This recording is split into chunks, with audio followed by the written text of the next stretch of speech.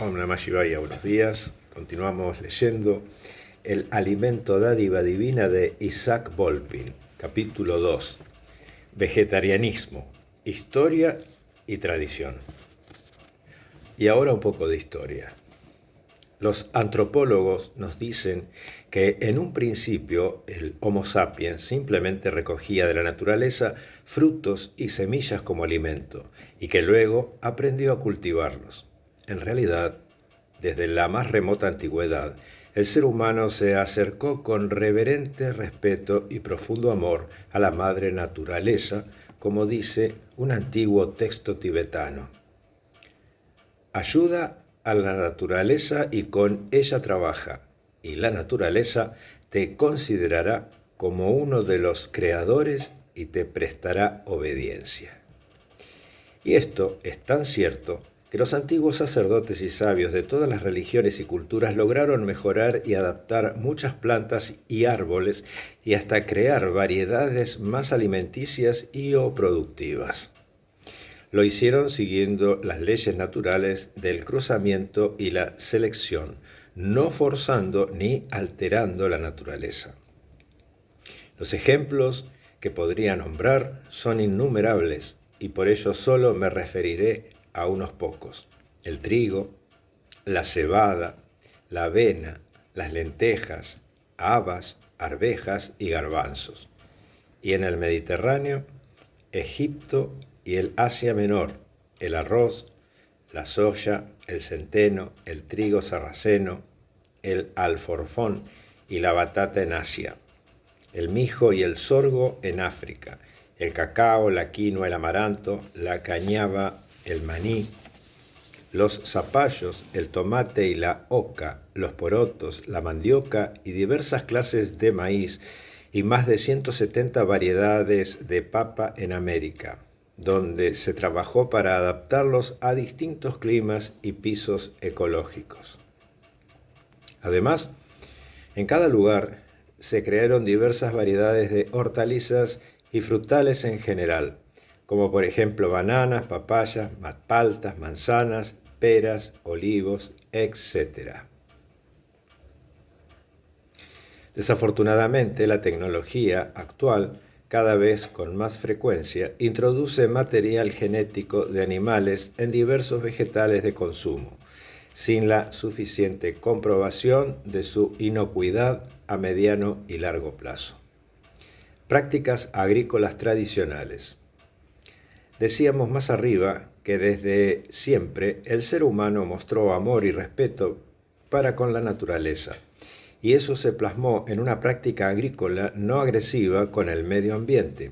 Así, tanto en Asia como en América, se hicieron las famosas terrazas de cultivo, llamadas tacanas en los Andes.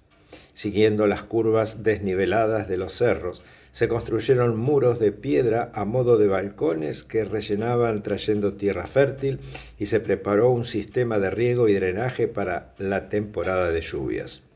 Lograron así evitar las erosiones eólicas e hídricas y gracias a las distintas alturas, la diversidad en los cultivos. Estas terrazas siguen aún funcionando muy bien. En Babilonia. En Babilonia se construyeron los famosos jardines colgantes que fueron llamados una de las 7 maravillas de la antigüedad. En realidad eran grandes huertos escalonados en forma de terrazas, situados al este de la ciudad en toda la ladera hasta llegar al río Éufrates, formando cuadros de aproximadamente 16.000 metros cuadrados, aproximadamente 1,5 hectáreas, con diferencias de nivel de hasta 22 metros, que contaban con un gran depósito de agua en lo más alto, elevada desde el río por medio de un tornillo hidráulico. El agua descendía de manera regulada, regando así las terrazas que contaban además con árboles frutales y ornamentales, flores y cultivos variados. En Egipto antiguo. En el antiguo Egipto, tras la inundación anual del río Nilo, quedaba sobre el terreno un sedimento fértil sobre el cual dejaban caer las semillas para luego hacer ingresar a los bueyes, los cuales eran guiados para que la fueran enterrando al caminar. Así, siempre que fue posible, se trató de no arar para evitar la erosión. Con el tiempo, Egipto debió aumentar su producción agrícola al aumentar su población. Así habilitó nuevas tierras regulando su irrigación por medio de terraplenes, diques y canales, como por ejemplo en Menfis y Abidos, donde se recogieron hasta 2 cosechas en el año. En América precolombina. En el mundo andino, a comienzos de nuestra era y durante más de 1000 años, la cultura tiwanaku construyó poco a poco un sistema de protección de las laderas e irrigación para cultivos en plena puna a la altitud de entre 3.600 a 4.000 metros. Una gran sequía entre los años 1125 y 1175 después de Cristo no llovió prácticamente nada. Colapsó el sistema, consecuentemente desapareció dicha cultura fundamentalmente agrícola y con ella este logro. La arqueología, apoyada en otras disciplinas, pudo recuperar en parte el sistema que originalmente abarcaba unas 200.000 hectáreas entre los actuales países de Bolivia y Perú. Explicaré muy brevemente de qué se trata este sistema de irrigación, que a su vez crea un microclima favorable. Se forman pequeñas islas o camellones, sucacoyos, en el idioma aymara, más elevadas que el terreno circundante, las cuales se hacen cavando canales y acumulando la tierra extraída de esas islas. El agua para el riego proviene de ríos y arroyos cordilleranos canalizados, mientras que el declive del terreno hace que el agua circule muy lentamente. Dicha agua, además, al calentarse con el sol durante el día, emite una ligera neblina por la noche, que aleja la helada, evitando así que las plantas sufran un daño irreversible. Obviaré el resto de los detalles técnicos de construcción, mantenimiento, cultivos, etc. Y solo agregaré que con este sistema las cosechas son increíblemente abundantes. Lamentablemente, intereses económicos hacen que la recuperación de este método agrícola no se aplique a gran escala. Creo interesante agregar que tanto en las terrazas de cultivo como en los sucacoyos no se utiliza el arado, sino un sistema de siembra directa con un instrumento ergonométrico llamado chaquitaclia, en lengua aymara, que con un mínimo esfuerzo permite hacer un pequeño hoyo en el terreno para enterrar la semilla. Vemos así que la muy moderna siembra directa solo es un redescubrimiento.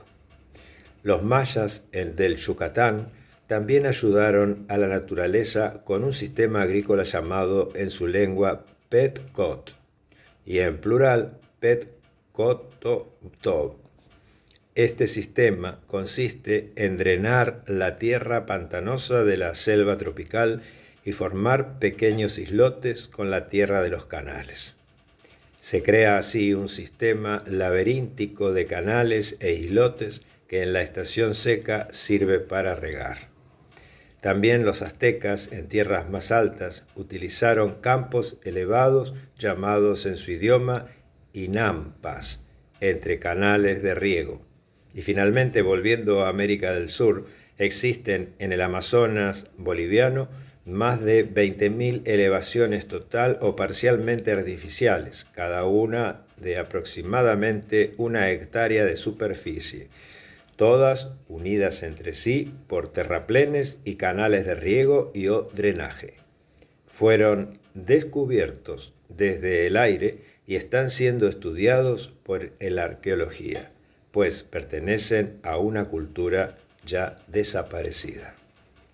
Om Namah Shivaya.